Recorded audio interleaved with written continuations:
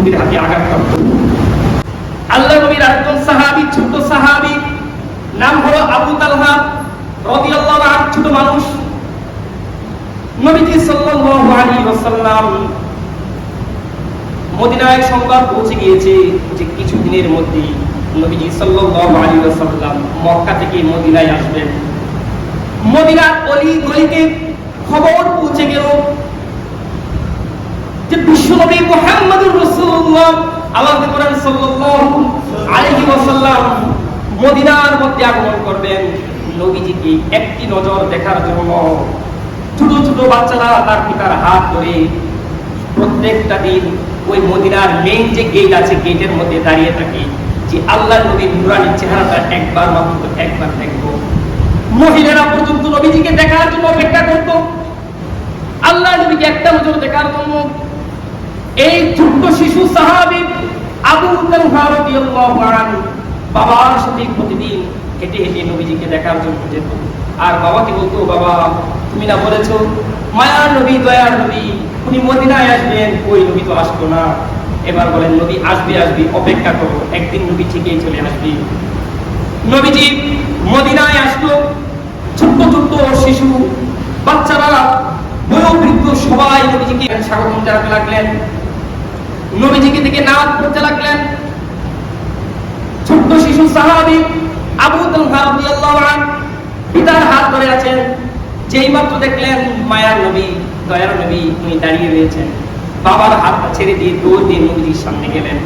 যাওয়ার পরে নবীজিকে সালাম দিলেন, দিয়ে বললেন, ইয়া রাসূলুল্লাহ, আমি আমার পৃথিবীর সমস্ত সবকিছু থেকে নবী গো আমি আপনাকে অনেক মহব্বত করি, অনেক ভালোবাসি। আল্লাহু আকবার। ছোট্ট মানুষ নবীকে গিয়ে বলছে, ইয়া রাসূলুল্লাহ, আমি আপনাকে ভালোবাসি। নবীজি বললেন, সত্যি তুমি আমাকে ভালোবাসো? এর প্রমাণ কি?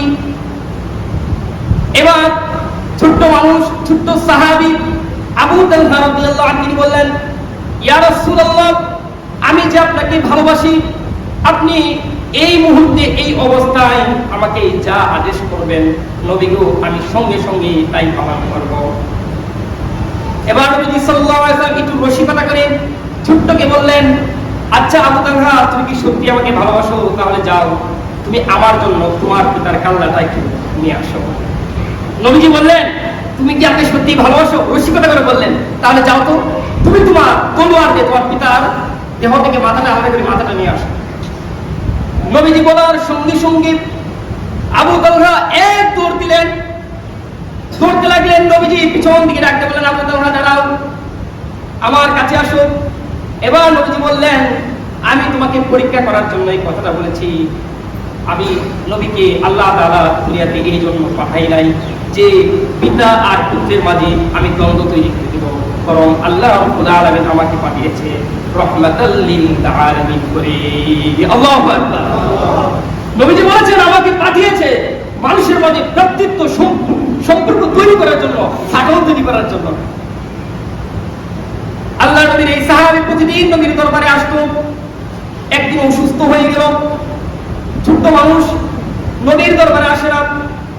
নবীজির কানে সংবাদ পৌঁছলো যে আপনার ছোট্ট মাহবুব, আপনার ভালোবাসার প্রাপ্ত ছোট্ট সাহাবী আবু তালহা অসুস্থ হয়ে গিয়েছে। নবীজি দেখার জন্য তার বাড়িতে গেলেন, গিয়ে আবু তালহাকে দেখলেন। দেখার পরে দেখলেন অবস্থা বেশি ভালো না, হয়তো দুনিয়াতে আর বাঁচবে না। তার পরিবারকে বললেন, শোনো, আমার এই ছোট্ট মাহবুব ভালোবাসার পাত্র যদি মারা যায় আমাকে একটু সংবাদ দিবি, আমি নবীজি নিজে তাকে কাফন দাফন দেব এবং তাকে কবরের মধ্যে শোয়াবো। সুবহানাল্লাহ। নবীজি সাল্লাল্লাহু আলাইহি ওয়াসাল্লাম এই কথা বলে যখন বাড়ি থেকে চলে আসছেন, একটু পরেই ছোট্ট সাহাবী আবু তালহা তার মাকে জিজ্ঞেস করলেন, মা, আমার প্রিয় মাহবুব, আমার প্রিয় হাবিব তোমাকে কি বলে গিয়েছে গো মা? একটু বলো না, আমার প্রিয় হাবিব কি বলেছে আমার সম্পর্কে? মা বলল, বাবা রে, তোমার হাবিব বলেছেন তুমি যদি দুনিয়া থেকে চলে যাও রাসূলকে সংবাদ দেওয়ার জন্য, রাসূল নিজে এসে তোমাকে কাফন দাফন করাবে, তোমাকে কবরের মধ্যে শুইয়ে দিবে। দেখেন নবীর প্রতি কেমন মহব্বত। ছোট্ট মানুষ মৃত্যু সজ্জায় শুয়ে আছে, বলতে লাগলো, মা, না না, এটা করা যাবে না, এটা কখনো করা যাবে না। মা জিজ্ঞেস করলো, কেন বাবা করা যাবে না? রাসূল নিজে ইচ্ছা করে তোমার কাফন দাফন দিবে, তোমাকে কবরের মধ্যে শুয়াই দিবে, তুমি না করো।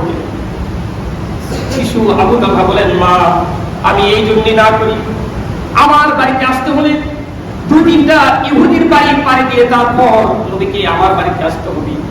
নবীজি যদি আমার জানাজা পড়ার জন্য, আমাকে কাফন দাফন করার জন্য যদি নবীজি ইহুদিদের বাড়ি পাড়ি দিয়ে আমার বাড়িতে আসে, হতে পারে আল্লাহ নবী সাল্লাল্লাহু আলাইহি ওয়াসাল্লামকে ইহুদিরা চক্রান্ত করে, ষড়যন্ত্র করে আমার নবীকে দুনিয়া থেকে বিদায় করে দিবে।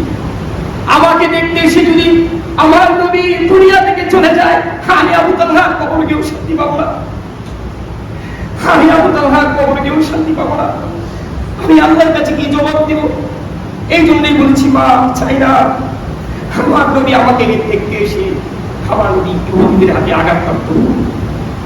নবীজি বনু সালিম পুত্র পর্যন্ত গেলেন, আবু তালহা দুনিয়া থেকে চলে গেল। তার কথা অনুযায়ী তার মা বাবা তাকে দাফন কাফন খুব দ্রুত শেষ করে দিল। নবীজির কানে যখন এই সংবাদ পেল, নবীজি সাল্লাল্লাহু আলাইহি ওয়াসাল্লাম আসলেন।